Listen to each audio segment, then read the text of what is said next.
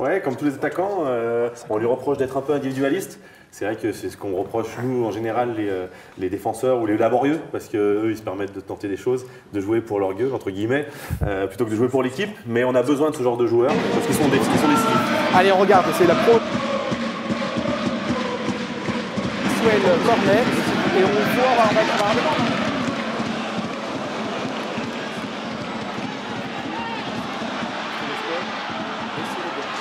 Voilà. On profite de la mésentente entre Mariano et Memphis. Alors justement, c'est le décryptage qui m'intéresse. On voit la mésentente entre guillemets, et on le voit à la loupe, Nico, entre Memphis et Mariano.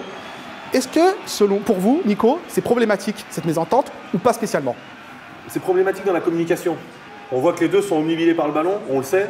C'est des joueurs qui veulent marquer, qui sont omnubilés par ça. Maintenant, je pense que Memphis, qui est face au jeu et qui vient face au ballon, doit parler à Mariano pour que Mariano s'efface et lui laisser faire la reprise de volée. Là, je pense que c'est plutôt un manque de communication parce que les deux sont friands de vouloir marquer, ils veulent augmenter leurs stats, ils veulent faire gagner l'équipe, ils aiment marquer des buts. Voilà pourquoi ils se télescopent. Je pense que c'est un manque de communication. Memphis doit parler à Mariano. Mais pas de quoi crier au scandale? Non, ils veulent avoir le ballon. Je pense que c'est dans l'esprit. C'est dans l'esprit du jeu. Dans l'esprit des jeux, dans l'esprit des offensifs. Allez, deuxième action qu'on va essayer de décrypter, Nico, ensemble, sur justement le but signé Mariano. Un beau geste, un véritable geste d'attaquant. Ouais, on sent qu'il est en confiance. Le ballon lui revient. Il n'a pas besoin de savoir ce qui va se passer. Il sait où est la cage. Déjà, il faut qu'on récupère le ballon. Voilà, on sent, il sait où est le ballon. Un petit amorti de poitrine, il se fait la place avec les bras. Et tout de suite, il frappe. Il est en confiance. Alors ce qui est intéressant, Nico, c'est le positionnement. On voit là, on va essayer d'analyser aussi, regarder un peu le geste de Mariano qui est là, qui reste en place, qui va reculer un petit peu, qui râle parce qu'on n'a pas donné le ballon, et derrière qui reste toujours là. Et là, c'est vraiment le véritable renard des surfaces, le vrai attaquant, qui dès qu'il a l'opportunité de frapper et de marquer, il n'hésite pas. Il n'hésite pas, mais ça prouve qu'il est en confiance parce qu'on tente ce genre de gestes quand on est libéré, quand on n'a pas besoin de marquer. Souvent, quand on a besoin de marquer, on essaye de faire le geste en trop, le geste superflu. Là, lui, il contrôle, il se fait la place, il fait le geste qu'il faut, il la met dans la lunette. Enfin, voilà. Il est décisif pour l'OL et en plus, il augmente ses statistiques. Voilà, c'est un attaquant qui marque, il est en confiance et c'est bien pour l'OL. Alors, deuxième but en Ligue 1, 13 buts, toutes compétitions confondues. Mariano, bonne ou mauvaise pioche? C'est une très bonne pioche pour moi. Voilà, il aurait pu avoir un temps d'adaptation. On se rend compte qu'au voilà, bout de la 16e ou 17e journée, il est déjà à 13 buts. Malgré la barrière de la langue, il a su être efficace pour l'OL et pour lui. Merci pour cette analyse pertinente, mais ce que je te propose, c'est de rejoindre l'équipe pour pouvoir en débattre avec eux. Merci beaucoup les experts, merci bien.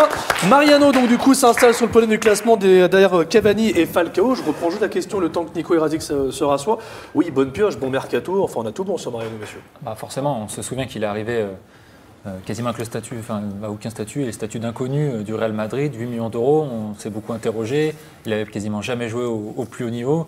Donc voilà, il y avait des interrogations légitimes autour de son cas et depuis le début de saison, forcément, on constate qu'il répond présent. Ouais, mais Anthony, j'ai envie de te couper, je me permets de te couper, tu dis forcément. Forcément, alors que lorsqu'on lit certains messages sur les réseaux sociaux ou l'on entend certains commentaires, et c'était le cas notamment chez nos confrères de Beansport, je crois, il y a quand même certaines critiques à l'égard de Mariano, malgré ses statistiques. Il peut avoir des critiques sur son attitude, sur certains matchs, on a vu des attitudes, il n'a pas fait la passe.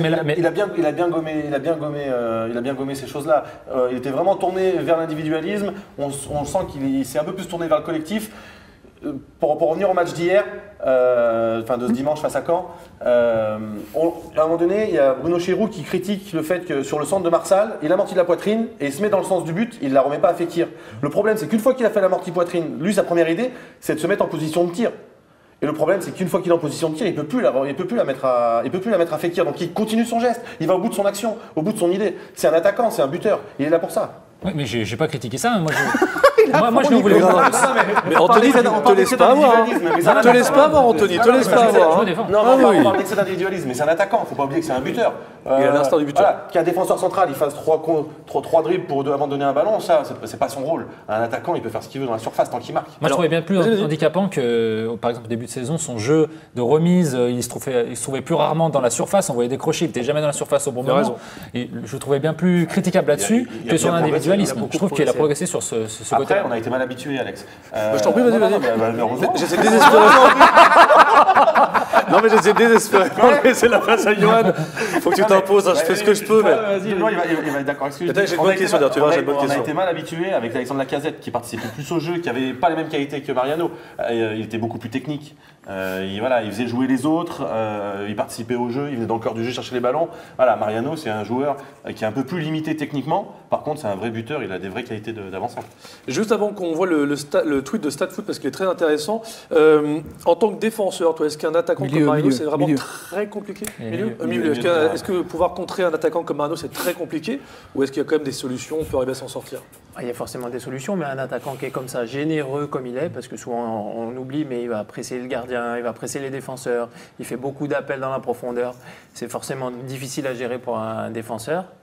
Et avoir les stats qu'il a, je pense qu'il a fait taire un petit peu ses détracteurs. C'est là qu'on oublie, parce qu'on dit individualisme par rapport au fait qu'il ne donne pas des ballons de temps en temps ou qu'il oublie ses coéquipiers. Mais il est très généreux. Bien sûr, les efforts qu'il fait pour l'effectif, pour le groupe. Je pense qu'on l'a pas assez. Le nombre d'occasions, bien sûr, il a raison quand même. Le nombre d'occasions qu'on s'est créé parce qu'il a été au bout de son action, au bout du pressing. Le nombre de fois où il est parti presser le gardien, tacler le gardien. Ça fait partie de Monaco. Il se donne à fond pour le collectif. Et puis surtout, ce qui est insupportable, c'est qu'il faut arrêter de comparer Mariano avec Lacazette. Ça, c'est terrible. C'est pas les mêmes... Oui, mais c'est un réflexe, mais sauf qu'on connaît le football, on n'a pas le faire. Pas les cheveux et les carottes. Toi, même pas, je dis quelque chose. Et toujours, c'est un rapport avec la bouffe. Mais grave, et après, le mec s'étonne.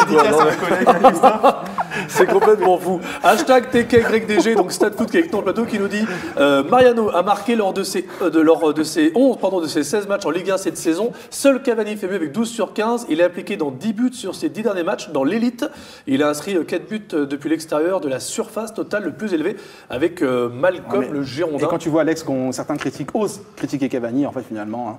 C'est terrible. Non, mais voilà, c'est ça. Non, mais c'est ça, c'est la même chose. Aparté, je comprends pas les critiques. Pourtant, non, mais c'est pas une sorte d'aparté, c'est une sorte de dire, grosso modo, pour un parallèle vite fait, pour te dire que quand on voit que certains sont capables en France de critiquer Cavani, et quand on a la même chose sur Mariano, c'est pas étonnant qu'on ait. Voilà, c'est tout. Parenthèse fermée. Non, par contre, ce qui est intéressant à l'OL, c'est qu'ils sont plusieurs à pouvoir marquer des buts. C'est-à-dire je crois qu'on a 2 joueurs à plus de 10 buts, Memphis qui a 8 ou 9, Cornet qui a 4 ou 5. Voilà, donc on n'a pas besoin, contrairement à l'année dernière où vraiment c'était Lacazette notre buteur, Paris c'est vraiment Cavani qui marque les buts. Voilà, nous on a plusieurs solutions à ce poste-là.